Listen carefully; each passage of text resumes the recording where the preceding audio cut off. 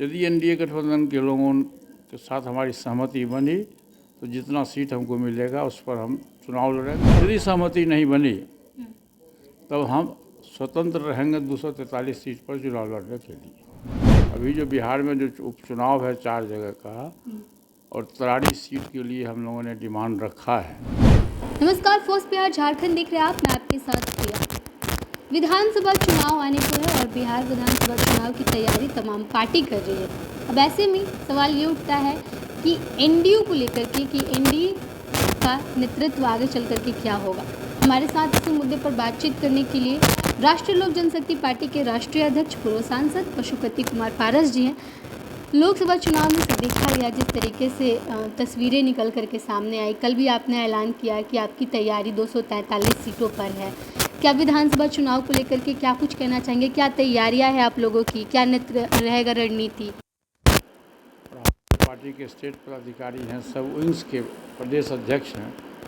इन लोगों ने अपनी बात रखी और इन लोगों के दिल में कहीं न कहीं आक्रोश था कि आपने लोकसभा के चुनाव में उम्मीदवारी क्यों नहीं दिया। तो लोगों में आक्रोश था, लेकिन अपने स्पीच में उन लोगों ने कहा कि जो बात बीत गई सो बीत गई। अब सामने में विधानसभा का चुनाव है 2025 में और 243 सीट बिहार विधानसभा का है। उसमें कल से हम लोग की तैयारी शुरू हो गई और चूँकि हम लोग एनडीए के ईमानदार, वफादार और परमानेंट सहयोगी हैं हमारी पार्टी, तो हमने कल घोषणा किया है कि हम 243 सीट पर पार्टी की अपनी तैयारी करेंगे और जब समय आएगा तो एनडीए गठबंधन के जो बड़े पदाधिकारी हैं, जैसे भाजपा के जो राष्ट्रीय अध्यक्ष हैं श्री जेपी नड्डा जी, या बिहार में श्री दिलीप जायसवाल जी हैं, नए प्रदेश अध्यक्ष बने हैं, इन लोगों से हम मुलाकात करेंगे। और जेपी नड्डा जी ने मुझको आश्वासन भी दिया था लोकसभा चुनाव के समय में कि विधानसभा के चुनाव में आपके दल को प्राथमिकता दी जाएगी।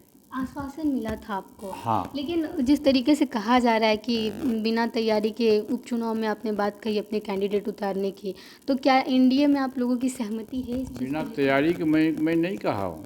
अभी जो बिहार में जो उपचुनाव है 4 जगह का और तरारी सीट के लिए हम लोगों ने डिमांड रखा है।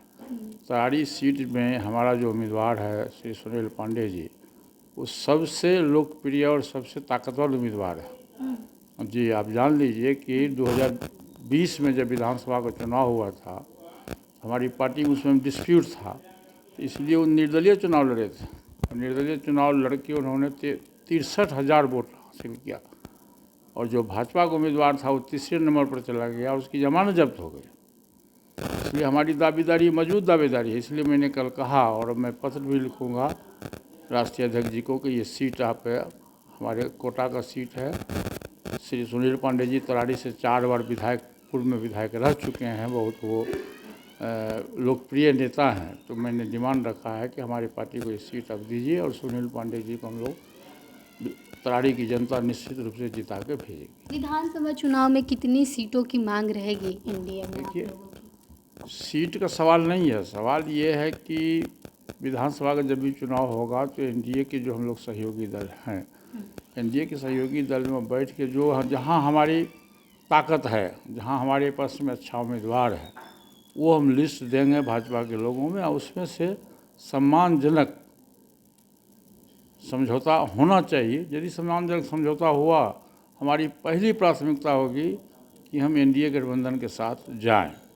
यदि एनडीए गठबंधन के लोगों के साथ हमारी सहमति बनी तो जितना सीट हमको मिलेगा उस पर हम चुनाव लड़ेंगे और बाद बाकी सीट पर हम एनडीए के लोगों को समर्थन देंगे।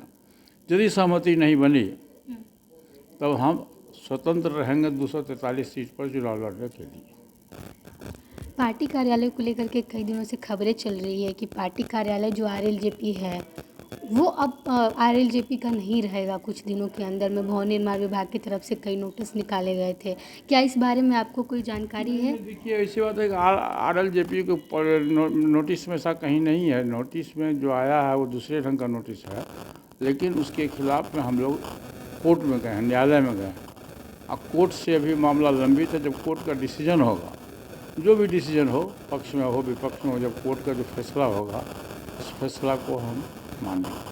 कहा जा रहा है कि चिराग पासवान की पार्टी जो लोजपा का जो दूसरा अंग है लोजपा रामविलास, उसको ये कार्यालय आवंटित करने की मांग उन्होंने की है भवन निर्माण विभाग से। कहा ना कि जो कोर्ट सुप्रीम है, कोर्ट का जो आदेश होगा, न्यायालय का जो आदेश होगा, उस आदेश को हम लोग मानेंगे।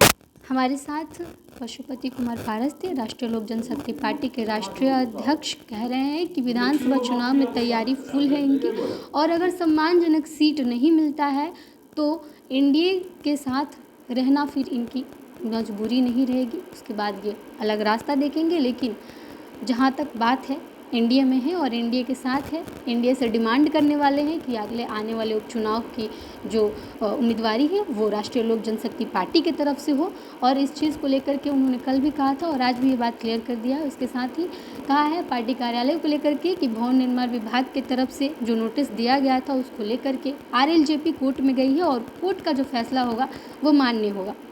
फिलहाल आपकी क्या प्रतिक्रिया कमेंट बॉक्स में लिख के बताइएगा। देख रहे थे फर्स्ट बिहार झारखंड। धन्यवाद। 26 वर्षों में 17,000 से अधिक डॉक्टर बना चुका बिहार एवं झारखंड के छात्रों एवं अभिभावकों के बीच सर्वाधिक विश्वसनीय एवं लोकप्रिय संस्थान गोल, नेशंस लीडिंग इंस्टीट्यूट। हमारा विश्वास गोल के साथ।